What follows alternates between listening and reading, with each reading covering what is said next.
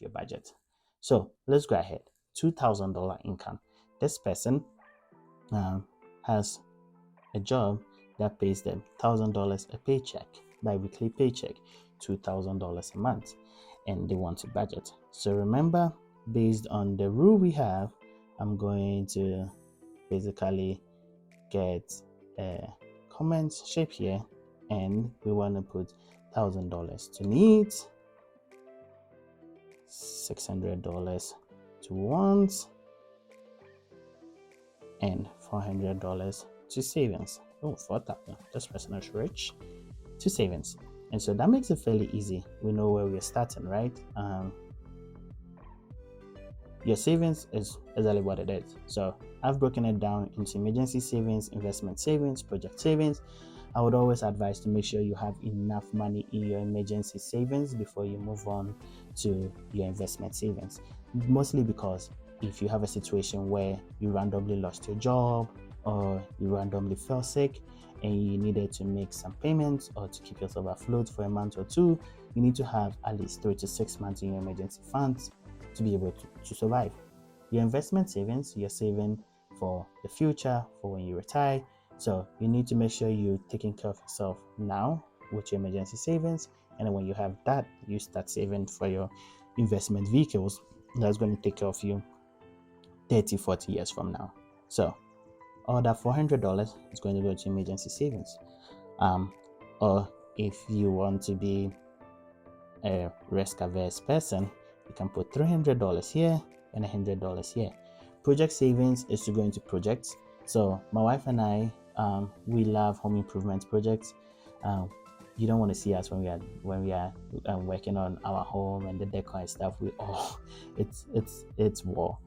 So we always try to allocate an amount of money to project savings. We have a savings account that money goes into specifically for that. And we try very much not to be like, because we have money in there, we're just going to be spending on home improvement stuff. But we've told ourselves that we do spring cleaning. So spring of every year, we look at our home and what we feel needs to be improved, and then we go ahead to improve it. So that's what we use project savings for. Emergency savings is very important. Like, I can't stress how much that is really important. So $1,000 to need for this person with a $2,000 income. Let's say that they have roommates, and so their rent is $400, right? We are given a scenario. We can say scenario A for someone called, what's my favorite female name? I don't want to say something that's going to put me in trouble later on, but I need to type in something. So let's say Samantha. Don't quote me on that. I never said that's my favorite female name. So rent $400. That leaves us with $600 for their needs. So we know that utility is something you always have to pay for. If you have roommates, your utilities are always very cheap because you're splitting it. So that's $100 for utilities. We come to credit card payment. The idea is to have less credit card bills month to month as possible. And what I normally do is I put all my variable transactions, which is my wants, on my credit card. I know exactly what limit I want, and so I don't exceed that limit. And then at the end of the month, when I come and sit down, I know I'm paying this amount of money to my credit card, which is why I put that here. If you do not carry a credit card balance month to month, you don't have to have that. I do not carry credit card balance back to month, but because of the way I set up my variable transactions, especially my personal expenses, that's why I put that there. So in this situation, we're still on the needs. They still have $500 remaining. They have to grocery shop. Like I said, grocery shop is borderline needs and borderline wants.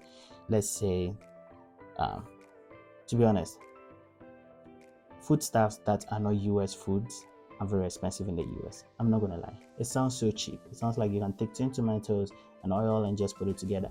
But once you start buying that extra yam, that extra sardine, that extra tuna that you love back home, it just starts skyrocketing. So let's be reasonable and allocate $250 to market. So that's $750. Let's say I am thinking to myself, this person has a car. Maybe they have a car loan of $85. So that is their car loan. So you can see that as we're typing it in here, it's totaling down here. It's adding it all up and totaling. So we know that we are 1,235, out of which $400 is savings. So we've actually spent $835. So we still have roughly $175 for needs to go.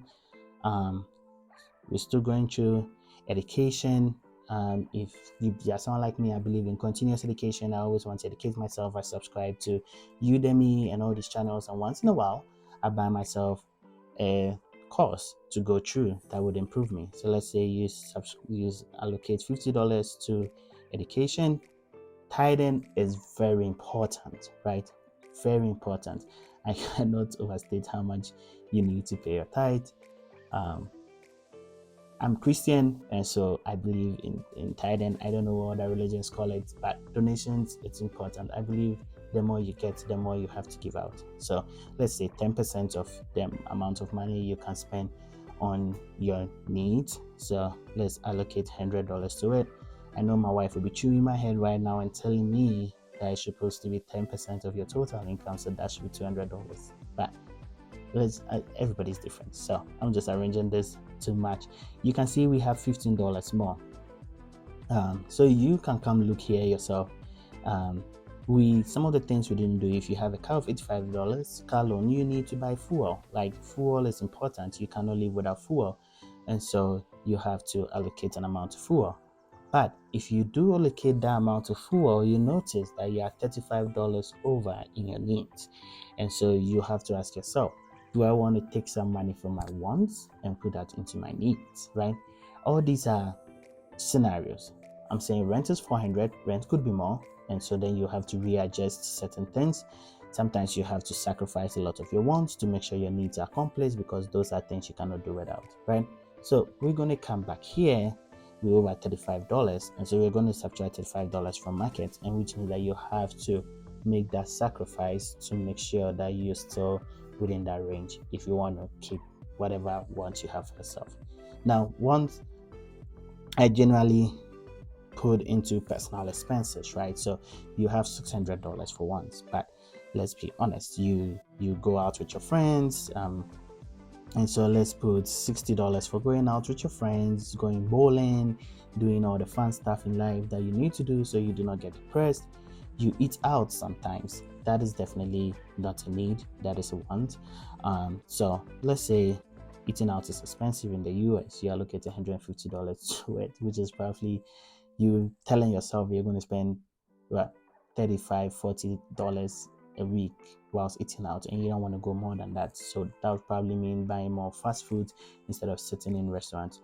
One of my favorite financial YouTubers, she's like, she and her husband, they never go to sit in restaurants. They always just go to fast food and buy it. Even though they know it's not healthy, they try to get healthy bowls there. So they get salads, or they go to like Mexican fast food joints and buy foods that they know is very healthy. You don't always have to eat burgers. I know I'm big, but I advise you not to get to the place I am. Be confident in yourself at all times, though. It's very important in whatever you're doing to believe that you're doing it and you're doing the right thing. So your personal expenses, let's say $200. This is the biggest variable transaction you can have, because this is up to you. No one can tell you exactly how you're spending that money. That's all you know exactly what you want. And if you are allocating $200 to it, you don't have to explain it to anybody. If you have a spouse, what my wife and I do is you come to the transactions and you list whatever description you want. We normally put the description of the merchant we used, but if you do not want to put that, you can just be like, says purchase or something, and assign the right category to it, and that is fine. It's your personal expenses. It is how we believe and how we go about it. I always believe in assigning miscellaneous. Miscellaneous is basically, I planned for this, but it's probably going to go over, and so I'm allocating this amount of money to it to make sure that whatever in my budget goes over, there is still something there and I can still work with it. Now, would you look at that? We still have $100 to spare. And so you can be a righteous person like my wife and add $100 to your donations, make it $200, which I would advise you do. But I am also being realistic here, and I know everybody would not have opportunity to do that. So that would mean that you have wiggle room there, right? You can maybe increase your restaurant money if you like to eat out more, or you can increase your market money if you prefer to cook for yourself more, or if your rent, you feel you need a bigger place, this is enough room in your budget that you could go get a bigger place to rent for yourself, and if you have a family, for your family. If not, you can do what I always advise you to do: put it in your investment savings. It would help you a lot. This is the only way, well, not the only way, but this is a 95% assured way of gaining wealth in the US. So, see, we have a total of 1,900. This does not include the investment savings because I removed it. Now everybody would be doing that at the beginning, but just like I did, it's basically if you have anything you want to add, you can just do exactly what I did. It's going to go 2,000. You can add row below or above. Say we add a row below, type in blah blah blah, you type in your amount 200, and it's not going to add it. But if you just double click on it, you hit the comma and you click on that, it's going to add it, and voila, your budget has been customized. You customized it to fit your needs. Okay, now let me just show you how the transactions work. So let's say January 1st, 2024, you went to Amazon and you bought something unique for yourself. So your personal expense, you paid, let's say, $40 for it. And what card did you use? You use card 1. Confirmation, whether it's paid, it's unpaid, it's pending. Pending is usually with a credit card payment. But again, if you don't use that, it's mostly whether it's paid or unpaid. So you use a credit card, so it's unpaid. If you had used an account, the money is paid, so you say paid. Yeah, it's just what it is. Then you can always assign it to your spouse, and then you can save more money. But be true to yourself and assign it to yourself. Okay, so what you're gonna see is that it's going to come in here and it's going to populate and says Enos has already spent $40 of his personal expenses and now has $160 remaining. So now we are like, what else? Enos use credit card 1, which you can customize to whatever credit card you want it to be.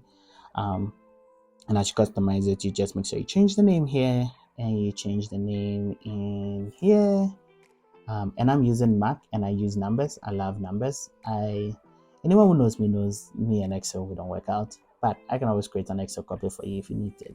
So just reach out to me and I'll do that. You can always just come here, double click into it and edit the name, and it will just work out all across board.